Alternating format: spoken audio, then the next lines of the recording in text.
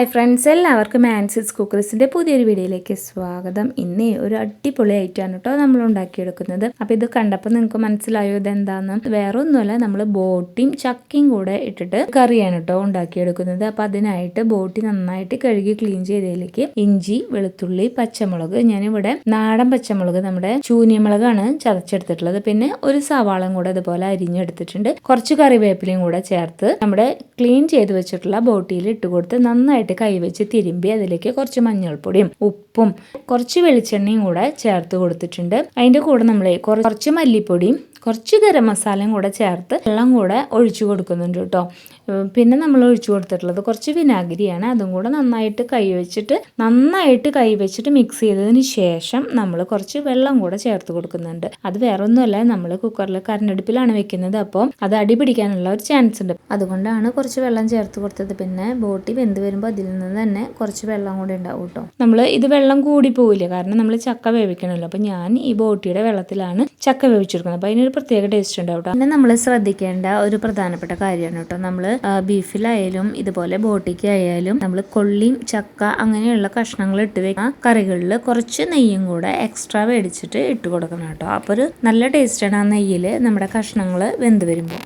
ആ സമയം കൊണ്ട് നമ്മൾ ഒരു ചീഞ്ചട്ടി അടുപ്പത്ത് വെച്ച് അതിലേക്ക് കുറച്ച് വെളിച്ചെണ്ണ ഒഴിച്ച് 2 സവാള, ഇഞ്ചി, പച്ചമുളക്, വെളുത്തുള്ളി ചതച്ചതും കുറച്ച് കറിവേപ്പില ഇട്ട് കൊടുത്ത് ഒന്ന് മൂപ്പിച്ചെടുത്തിട്ടുണ്ട്. അതിലേക്ക് മഞ്ഞപ്പൊടി, മല്ലിപ്പൊടി, മുളക് പൊടി, ഗരം മസാല, ആവശ്യത്തിന് ഉപ്പും കൂടെ ചേർത്ത് നന്നായിട്ടൊന്ന് വഴറ്റിയെടുക്കണം. അപ്പോഴേക്കും നമ്മുടെ ബോട്ടി ഇവിടെ നന്നായിട്ട് വെന്ത് വന്നിട്ടുണ്ട് കേട്ടോ. ഞാനൊരു 5-8 വിസിൽ അടുപ്പിച്ചെടുത്തിട്ടുണ്ട്. അപ്പോൾ ഇതാ ബോട്ടി വെന്ത് വന്നപ്പോൾ നമ്മുടെ കുക്കറിൽ അതാ ഇത്രയും വെള്ളം ഉണ്ട് കേട്ടോ. അപ്പോൾ ഇതൊന്നും നമ്മൾ വേസ്റ്റാക്കി കളയേണ്ട. നമ്മൾ ഈ വെള്ളത്തിലാണ് നമ്മൾ ചക്ക വേവിച്ചെടുക്കുന്നത്. അപ്പോൾ ചക്ക വേവിക്കാനായിട്ട് ഇട്ട് കൊടുത്ത് നന്നായിട്ടൊന്ന് ഇളക്കി മറിച്ച് ഇട്ട് കൊടുത്തിട്ടുണ്ട് കേട്ടോ. പിന്നെ മാത്രമല്ല, കുറച്ച് മഞ്ഞൾപ്പൊടിയും കുറച്ച് ഉപ്പും കൂടെ ചേർത്ത് കൊടുത്തിട്ടാണ് നമ്മൾ ഒരു വിസിലടുപ്പിച്ചെടുക്കുന്നത് ചക്ക. അപ്പോഴേക്കും നമ്മുടെ റോസ്റ്റ് ഇവിടെ ചെയ്യാനുള്ള സവാളയും മുളകൊക്കെ നന്നായിട്ട് മൊരിഞ്ഞു വന്നിട്ടുണ്ട്. കരിഞ്ഞു പോകരുത്, നല്ല ഡാർക്ക് മെറൂൺ കളറായിരിക്കണം കേട്ടോ. അപ്പോഴാണ് നമ്മുടെ നല്ല കളർ വരിക. അതിനുശേഷം നമ്മൾ വേവിച്ചെടുത്തിട്ടുള്ള ബോട്ടി ഇതിലേക്ക് ഇട്ട് കൊടുത്തിട്ട് ഇതുപോലെ സമയമെടുത്ത് ചെറിയ തീയിൽ കുറേ നേരം വേവിച്ചെടുക്കണം. ഒരു 10-15 മിനിറ്റ് എങ്കിലും നമ്മൾ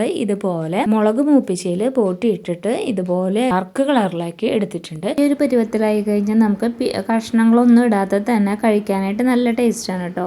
ബോട്ടി റോസ്റ്റ് ചെയ്തത് ഇവിടെ റെഡി ആയിട്ടുണ്ട്. ഇനി ഇതിലേക്കാണ് നമ്മൾ കഷ്ണം ചേർത്ത് കൊടുക്കുന്നത്. അപ്പോൾ നമ്മുടെ ചക്കയൊക്കെ അത്യാവശ്യം വെന്ത് വന്നിട്ട് ഇത്രയും വെന്താൽ മതി കേട്ടോ. ഒറ്റ വിസിലടിച്ച് വെന്താൽ മതി. ബാക്കി നമ്മൾ ഇതിലും കൂടെ ഇട്ട് നന്നായിട്ട് മിക്സ് ചെയ്ത് വരുമ്പോൾ നല്ല കുഴമ്പ് പരുവത്തിലാക്കി കിട്ടും കേട്ടോ. അപ്പം ഞങ്ങൾക്ക് ഇങ്ങനെ ബോട്ടി റോസ്റ്റ് ചെയ്ത് കഴിക്കാനായിട്ട് ഭയങ്കര ഇഷ്ടമാണ് കേട്ടോ. അപ്പം ഞങ്ങൾ ഇതിൽ നിന്ന് കുറച്ച് മാറ്റി വെച്ചിട്ടുണ്ട്. ഇനി നമ്മൾ ബോട്ടി റോസ്റ്റ് ചെയ്തതിലേക്ക് ചക്കയും കൂടെ ഇട്ട് കൊടുത്ത് നന്നായി ഇളക്കി യോജിപ്പിച്ചെടുക്കുന്നുണ്ട് കേട്ടോ. അപ്പോൾ ഇത്രയേ ഉള്ളൂ. അടിപൊളി ടേസ്റ്റി ആയിട്ടുള്ള നമ്മുടെ പണ്ടത്തെ ആൾക്കാരൊക്കെ ഇതുപോലെയാണ് കേട്ടോ. ചക്കക്കാലമായി കഴിഞ്ഞാൽ ഇതുപോലെ ബീഫിൽ ചക്ക ഇട്ട് വെക്കും, അതല്ലെങ്കിൽ ചിക്കനിൽ വരെ ചക്കയൊക്കെ ഇട്ട് വെക്കും. ഇപ്പോഴത്തെ ആൾക്കാരൊന്നും അധികം അങ്ങനെ ചെയ്യുന്നില്ല. അപ്പോൾ നമ്മൾ ബോട്ടിയിൽ കൊള്ളിക്ക് പകരം ചക്ക ഇട്ട് വെച്ചിട്ടുണ്ട്. അടിപൊളി ടേസ്റ്റാണ്. ഇപ്പോൾ എല്ലാവർക്കും സുലഭമായിട്ട് ചക്കയൊക്കെ കിട്ടാനുണ്ടല്ലോ. അപ്പോൾ നമ്മൾ ചക്ക കിട്ടുന്നവരൊന്ന് ട്രൈ ചെയ്ത് നോക്കണം. അപ്പോൾ നമ്മൾ ഇത് റോസ്റ്റ് ചെയ്ത പീസും അതുപോലെ ചക്ക ഇട്ടിട്ട് മിക്സ് ചെയ്തതുമാണ് കേട്ടോ. രണ്ടും അപാര ടേസ്റ്റ് തന്നെയാണ്. അപ്പൊ ഇത് രണ്ടും കൂടെ കഴിക്കാനായിട്ട് നല്ല ടേസ്റ്റാണ്. അപ്പൊ നമുക്കിത് ചോറിന്റെ കൂടെ ആയാലും തന്നെ ഒരു കട്ടൻ ചായയുടെ കൂടെ കഴിക്കാനായാലും നല്ല അടിപൊളി ടേസ്റ്റാണ്. കണ്ടവര് നിങ്ങൾക്ക് ഇഷ്ടപ്പെടുകയാണെങ്കിൽ